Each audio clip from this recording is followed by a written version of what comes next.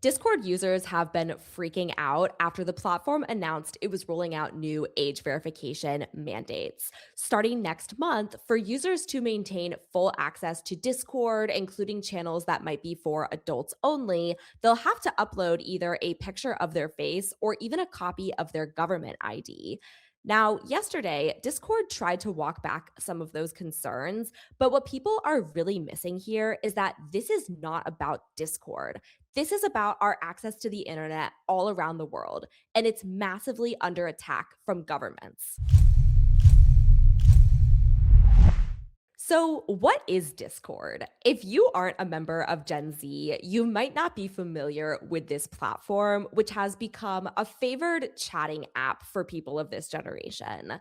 Discord is a service that allows you to go into various chat rooms, have direct conversations with individuals or a bunch of people in groups at one time.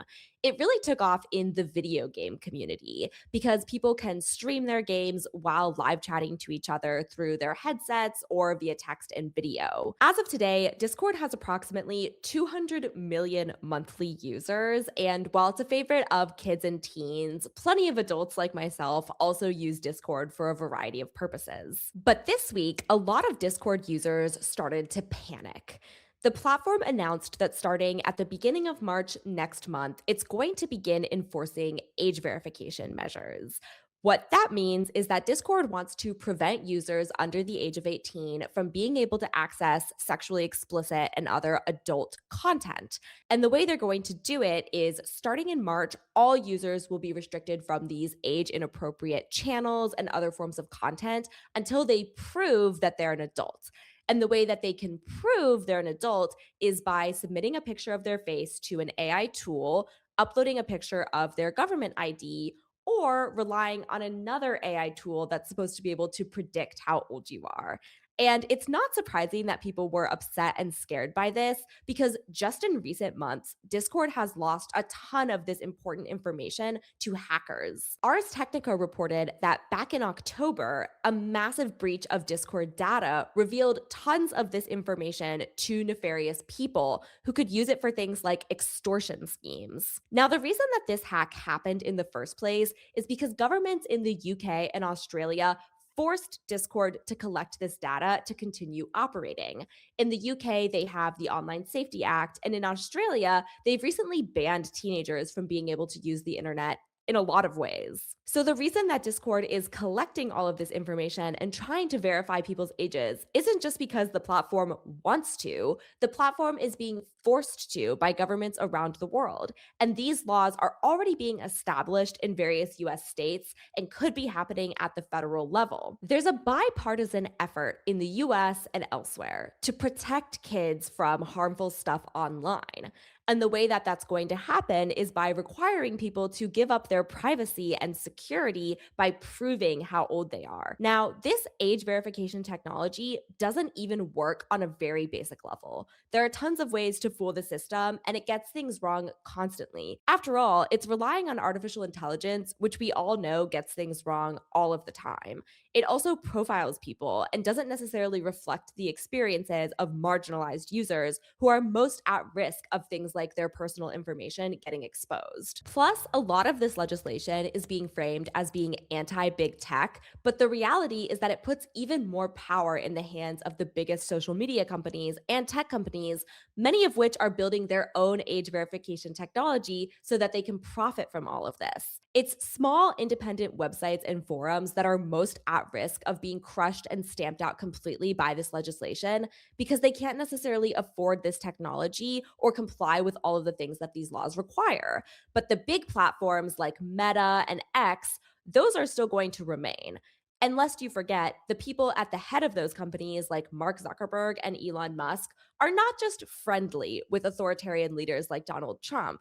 Elon Musk is literally embedded within the Trump administration. So none of these things that are supposed to protect kids are going to apply to X, which, as you may recall, was at the center of a massive child sexual abuse material scandal just in January with its AI tool Grok. A lot of user backlash right now is targeted at Discord because people assume that this is all Discord's fault. Discord is not a perfect company by any means, and the way that it's handled this rollout isn't exactly great, but the problem is so much bigger than that. And boycotting Discord or searching for Discord alternatives isn't going to solve this. This Blue Sky thread does a really good job of describing why that is. It says, while this absolutely sucks, we are going to see a lot more places implementing universal global age verification over this next year because the number of states and countries legally requiring it has gotten to the point no one can keep up anymore. I'm personally involved with 95% of the lawsuits in the US over these laws, and I have lost track of which states have age verification laws in effect and which are and aren't under injunction. And that's not even counting the countries that are doing the same, i.e., the UK has mandatory age verification. The EU as a whole is in the process of implementing it. Australia has banned essentially all online interaction for under 16s. New Zealand is either trying to or has passed it, etc., etc., etc. Discord is a member of NetChoice, the trade organization that's fighting these laws in the US, and they've shown up for pretty much every lawsuit since they joined. I can't say for certain, but I highly doubt they are doing this because they want to. My co founder does work for Discord, and he rightfully does not share Discord's discussions with me. But they've put a bunch of effort into opposing these laws. I honestly can't blame a platform for being sick of having to scramble to implement age verification for the states and countries that pass these laws, often with little to no implementation period. South Carolina just signed one that goes into effect immediately. The patchwork worldwide legal framework resulting from the ungrounded moral panic over people under 18 using the internet has a lot of us making extremely unpleasant choices.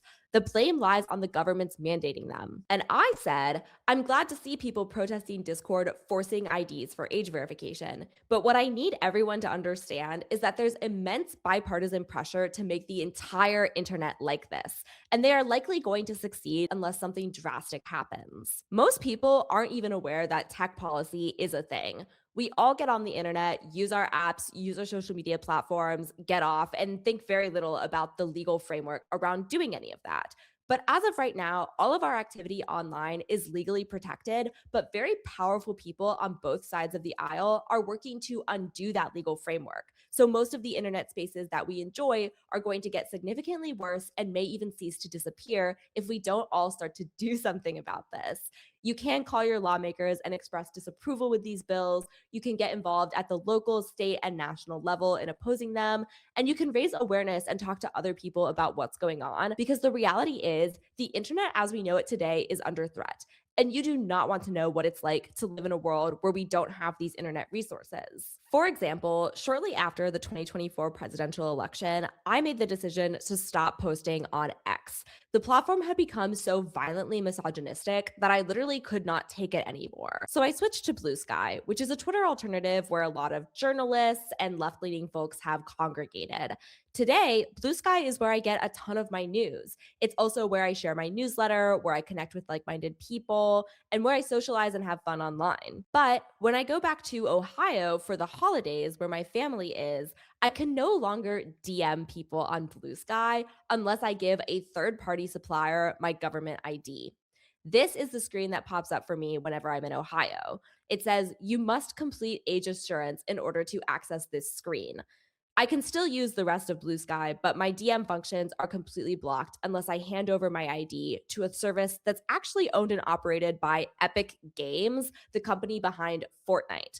And I don't trust Epic Games with my personal information that could be used to do all sorts of horrible things to me if it got hacked and leaked. But the problem is, there's federal legislation like the Kids Online Safety Act on the table right now to ensure that age verification has to apply to all internet platforms all over the entire country. So if I'm pushed into that position, I probably will have to give up my government ID. It could easily get hacked and leaked, and I could be victim to an extortion scheme or even something worse. And part of the reason why this is happening to platforms like Discord is because people don't believe that they're safe for kids. They're worried about kids gaining access to material that's dangerous or inappropriate for their age level. But age verification isn't going to stop that from happening. Like I mentioned before, it's incredibly flawed technology that has easy workarounds. And a lot of the major social media platforms where the worst of the worst behavior occurs probably aren't going to be affected because they're buddy buddy with the Trump administration and other governments around the world. Plus, when it comes to keeping kids safe from sexually explicit adult material,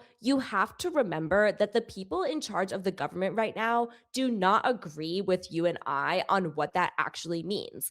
Take this tweet from United States Representative Andy Ogles right after the Super Bowl halftime show this weekend.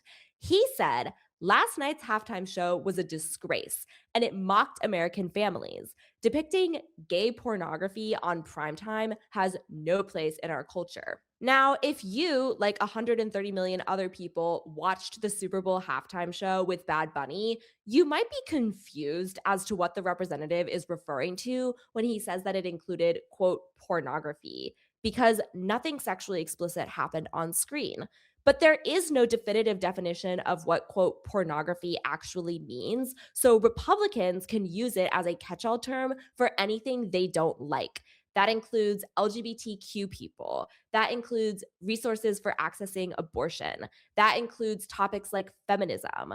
That includes women having the ability to say what they want to say and exist freely in their own bodies.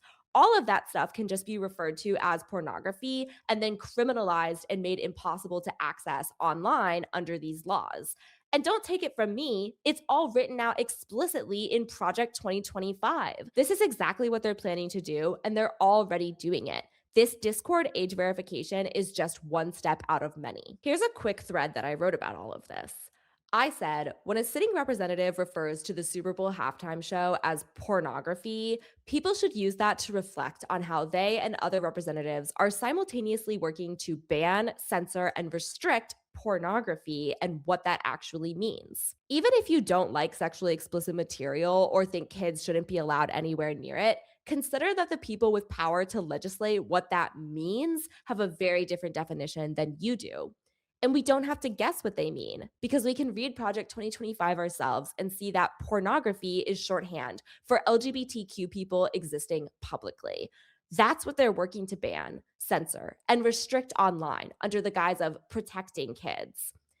And we already also know that these efforts have been in motion for years. Sex workers, LGBTQ people, feminists, educators, and anyone who talks about bodies, women, and gender and sexuality is already being censored online and offline. It is so important that we don't give the government total control over what we're able to see and do online. Because even if there are problems with what's happening online, and trust me, there are a lot of problems with the internet, the government can't be trusted to be the one to legislate them. The very existence of Donald Trump and the fact that his administration is in power right now should be enough to prove that. Do you really want Donald Trump and his allies to determine what you can and cannot post online or see? Back in December, when I couldn't access my Blue Sky DMs, I talked to campaigner Sarah Phillips, who works for Fight for the Future, an organization that's dedicated to stopping these bad internet bills. This is what Sarah had to say. We don't have consensus politically on what is appropriate for children. A lot of the things that are cited in Congress are around mental health or violence, but we also have lawmakers across the country who are saying that LGBTQ resources and racial justice education and talking about Palestine and seeking abortions are not appropriate for children. Young people do have a right to speech and a right to information. There's a lot of bad stuff that has come from the internet, but there's also a lot of good stuff that has come from the internet. And that's the stuff that is actually under attack with these laws. We've seen it with regards to how access to abortion has been decimated in red states. And now they're trying to block information about how to obtain an abortion from the internet, leaving young, scared women and girls in the dark about how to help themselves. That's just one of the many doomsday scenarios that could occur if these laws continue to go into effect and the internet is censored worldwide. I urge people to care about this issue because even if you don't think it affects you right now, it surely will in the future. And this is something that we should all be able to reach a consensus around. We need to protect our right to information now more than ever, and especially if that information is online.